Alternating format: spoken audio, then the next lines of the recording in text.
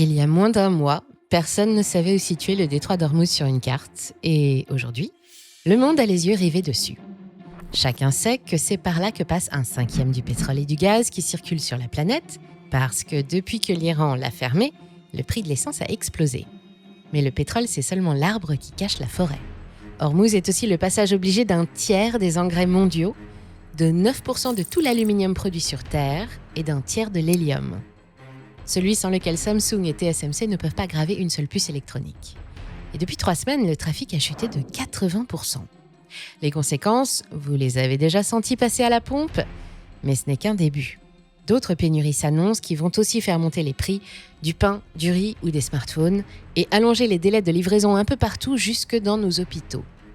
Et la France, qui importe ses engrais, ses puces et son aluminium, est en première ligne.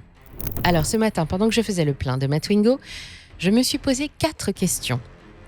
Quand est-ce que ça va nous tomber dessus ? Combien de temps ça va durer ?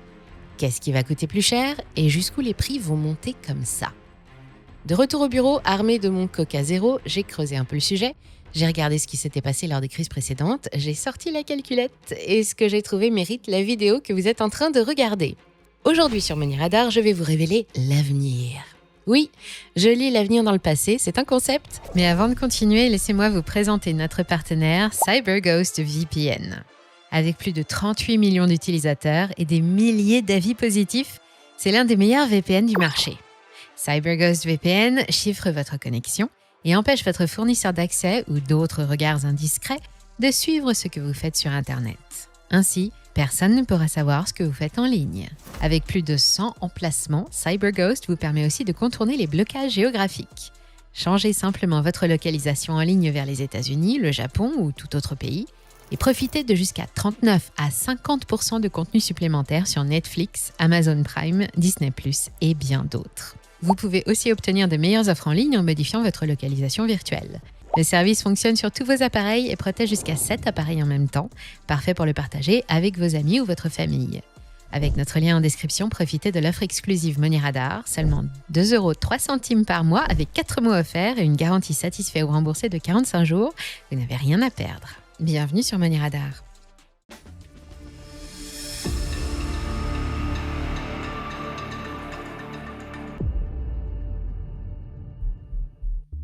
Petit rappel en 2 mots, Ormuz, c'est un couloir maritime de 34 km de large, coincé entre l'Iran et Oman, par lequel transitent chaque jour une centaine de navires.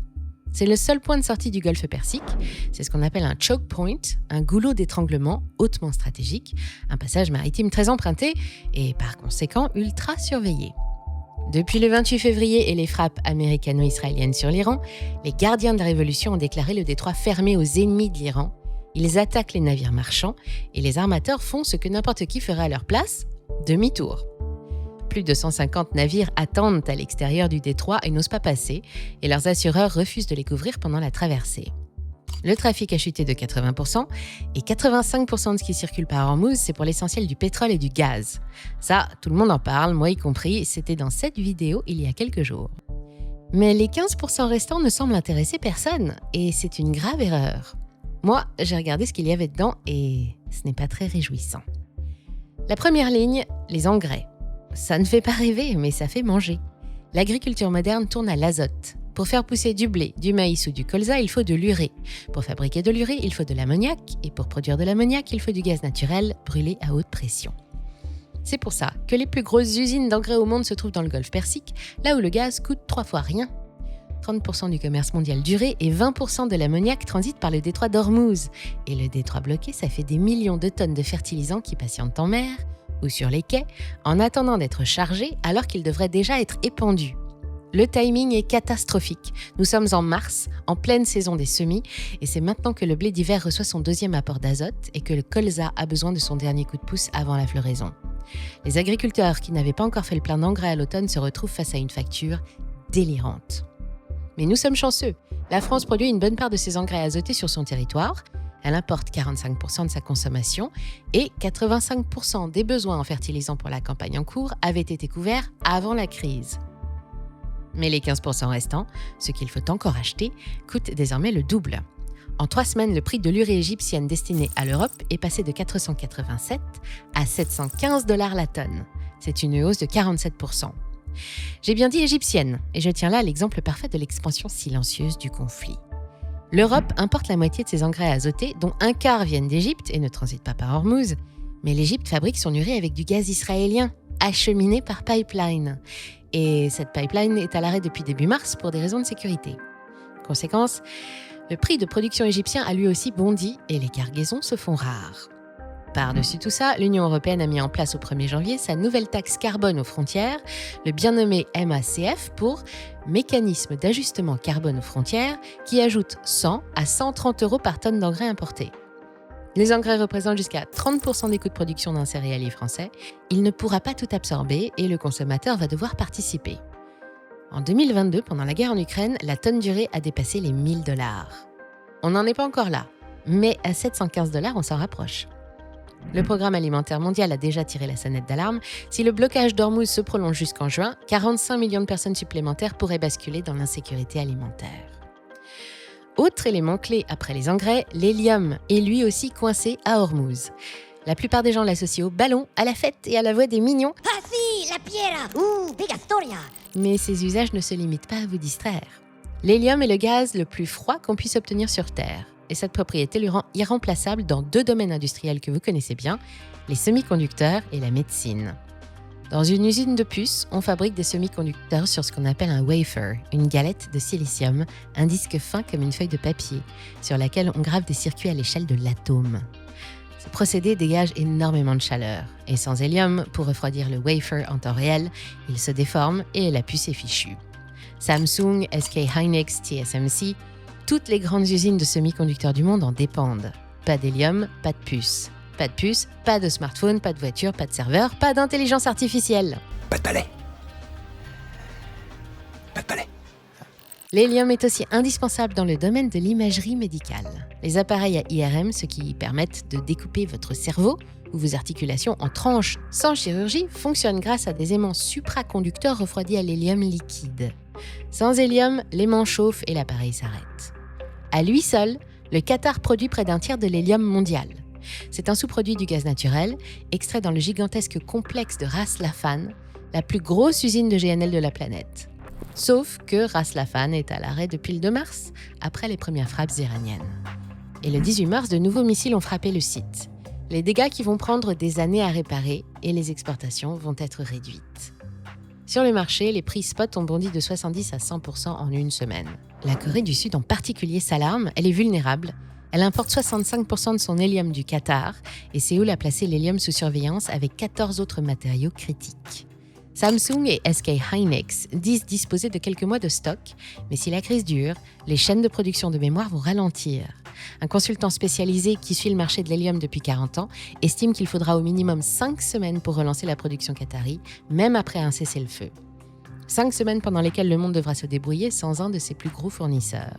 Si c'est plus, 2 ou 3 mois, les fonderies de puces devront rationner et les délais de livraison de tout ce qui contient un semi-conducteur vont s'allonger encore. Mais attendez, c'est pas fini. Dans les 15% de divers qui transitent par Hormuz, j'ai trouvé un 3e élément problématique, l'aluminium. Le golfe Persique, ce n'est pas que du pétrole et du gaz, c'est aussi une immense fonderie à ciel ouvert. Les Émirats, Bahreïn, le Qatar, l'Arabie Saoudite et Oman produisent ensemble environ 7 millions de tonnes d'aluminium par an, soit 9% de la production mondiale, et ils en exportent 80%. L'aluminium, on en met partout. Dans les canettes, les cadres de fenêtres, les carrosseries de voitures, les fuselages d'avions, les câbles électriques ou les emballages alimentaires, c'est le 2e métal le plus utilisé après l'acier. Mais la crise d'Hormuz empêche les fonderies d'expédier leur production et de recevoir leurs matières premières. Pour fabriquer de l'aluminium, il faut de l'alumine, et la région n'en produit presque pas. Elle l'importe, par la mer, en passant par Hormuz. Résultat, les stocks fondent, au sens propre. Qatalum, la fonderie qatari, a arrêté sa production. Alba, à Bahreïn, a baissé ses capacités de 19% et déclaré un cas de force majeure à ses clients. L'Europe est particulièrement exposée. Le continent a déjà perdu une partie de son approvisionnement russe après l'invasion de l'Ukraine. 30% de ses importations d'aluminium viennent du Moyen-Orient, principalement des Émirats. Les prix sur le London Metal Exchange ont grimpé de 12% en quelques jours pour atteindre 3 545 $ la tonne, un record depuis 4 ans. Si le blocage se prolonge, les observateurs estiment que la tonne pourrait dépasser les 4 000 $, soit encore 12% de plus à l'automne prochain. Pour tous les industriels qui achètent de l'alu en gros volume, automobile, aéronautique ou BTP, la facture va grimper. Oui, encore. Et c'est le consommateur final qui va payer, mais au moins il saura pourquoi.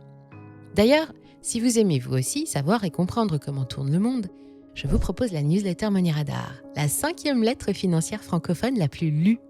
Chaque mardi, on vous la prépare avec soin. Vous y trouvez le récap des marchés, une action à potentiel et l'analyse d'événements qui influencent la valeur de votre patrimoine. Elle est gratuite et le lien est dans le descriptif.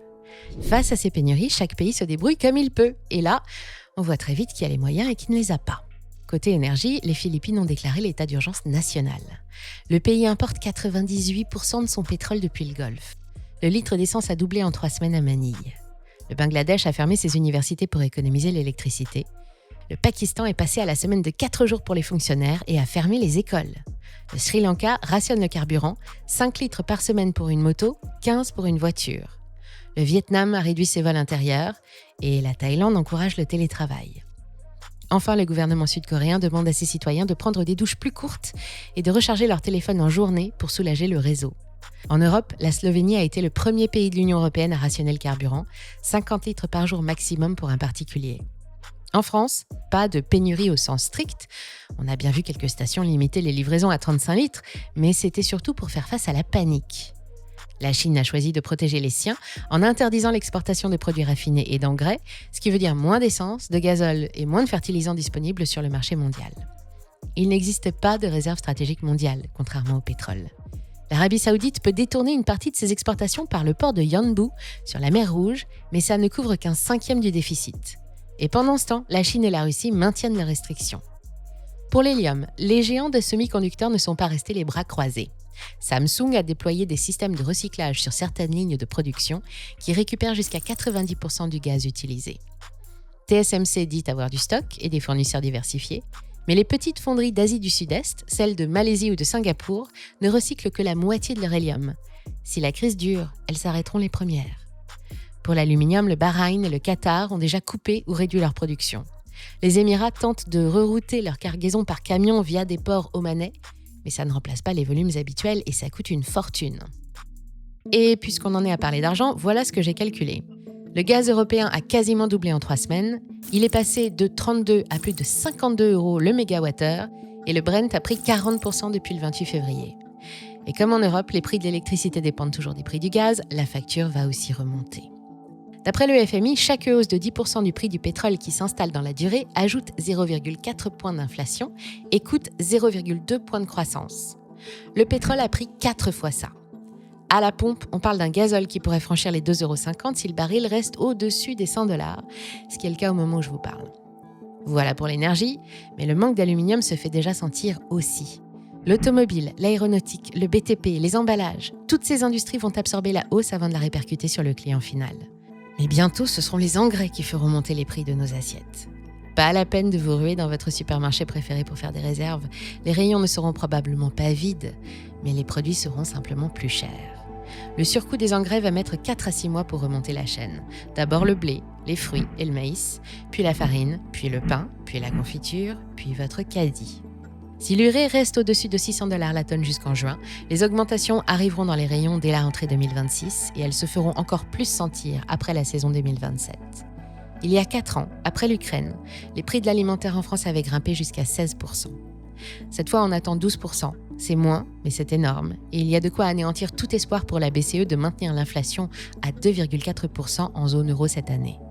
Enfin, la pénurie d'hélium va prendre un peu plus de temps à nous atteindre et elle sera en même temps plus lente et plus destructrice.